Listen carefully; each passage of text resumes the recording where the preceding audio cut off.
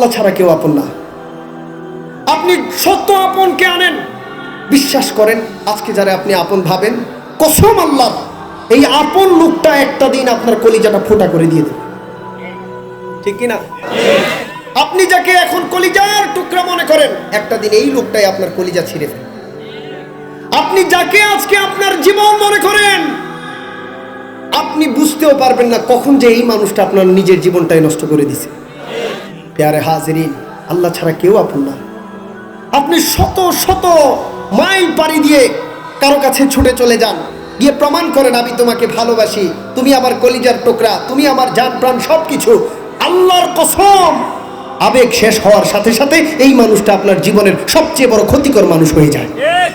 কিন্তু আল্লাহর দিকে আসেন, আল্লাহর দিকে তাকান, দেখেন আল্লাহ তাআলার বান্দারা হাজারো কষ্ট দেয় আল্লাহকে, তারপরেও মাওলা কিন্তু কখনো আমাদের অক্সিজেন, এই যে অমূল্য রত্ন, অমূল্য সম্পদ, এই যে দামি দামি আমাদের জন্য নেয়ামত অক্সিজেন, এত কষ্ট দেওয়ার পর নামাজ ছেড়ে দেয়, মিছা কথা বলে ফেলে, আল্লাহ কষ্ট পায়, এমন কাজ করে ফেলে, এরপরেও আল্লাহ কখনো কি অক্সিজেন বন্ধ রাখে?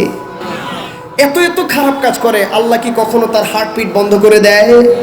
এই যে দেখেন, মেডিকেল সায়েন্স বলে যদি একটা মানুষ এখানের মধ্যে বন্ধ হয়ে যায়, তাহলে সে একদিন বাঁচবে তো দূরের কথা, কিছুক্ষণের মধ্যে ধম করে পড়ে টস করে শেষ হয়ে যায়, ঠিক কি না? এত বেশি নাফরমানি করি, আল্লাহ চাইলে কি এটা পারে না? জীবনের মালিককে, যার যার জীবনের মালিক অন্য কেউ, আওয়াজ কইরেন না, যার যার জীবনের মালিক আল্লাহ, তারা আওয়াজ দিয়ে বলেন কে? যৌবনের মালিক কে? হৃৎপিণ্ডের মালিক কে? জীবনের সবকিছুর মালিক কে? সেই আল্লাহ চাইলে বন্ধ করতে পারে কি পারে না? যেই মানুষটার চোখ নাই সে জানে একটা চোখ না থাকার মূল্য কত বেশি।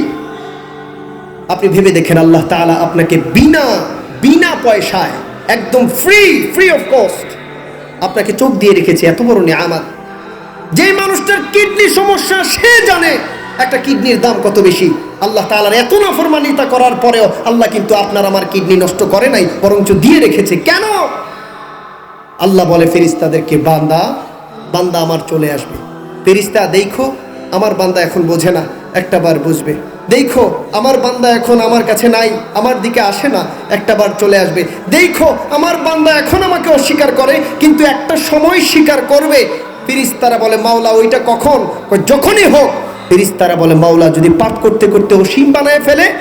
মাওলা বলে আমার বান্দা পাপ করতে করতে করতে করতে যদি আসমান থেকে জমিন পর্যন্ত ভরপুর করে ফেলে, আমার বান্দা আমার কাছে আসতে দেরি হবে, মুহূর্তের মধ্যে আমি সমস্ত পাপ ধূলিসাৎ করে দিয়ে বান্দাকে আমি কবুল করে নেব। সুবহানাল্লাহ। আরো জোরে পড়েন সুবহানাল্লাহ, আরো জোরে বলেন সুবহানাল্লাহ। এবং এই যে মেথড, এই কাজের নামই হচ্ছে তওবা। দরকার আছে না নাই? আল্লাহ বলে আমার বান্দা তো পাপ করে আমি জানি, কিন্তু মনে রেখো আত-তাইবু মিনাজ যামবি কামান লা যামবা লাহু। যেই বান্দা পাপ করার পর আমার কাছে আবার ক্ষমা চায়, আমি ওই বান্দারই বেশি ভালোবাসি। জোরে পড়েন না সুবহানাল্লাহ। মাওলা আপনার ভালোবাসার পরে কি হয়, তওবার পরে কি হয়? আমি আমার বান্দাকে এমন ভাবে পুত পবিত্র বানিয়ে তার আমল নামাটারে ক্লিন হিস্ট্রি বানিয়ে দেই, তার আমল নামাটা এতটা ফকফকা স্পটলেস হয়ে যায় যেন মনে হয় এই অতীতে কোনো পাপই ছিল না। একেবারে সাদা দুধের মতো ফকফকা বানিয়ে মাসুম শিশুর নেই তাকে আমি নিষ্পাপ বানিয়ে দিই। যেটা পড়বেন না সুবহানাল্লাহ। তো এমন তওবা আমাদের জীবনে দরকার আছে না নাই?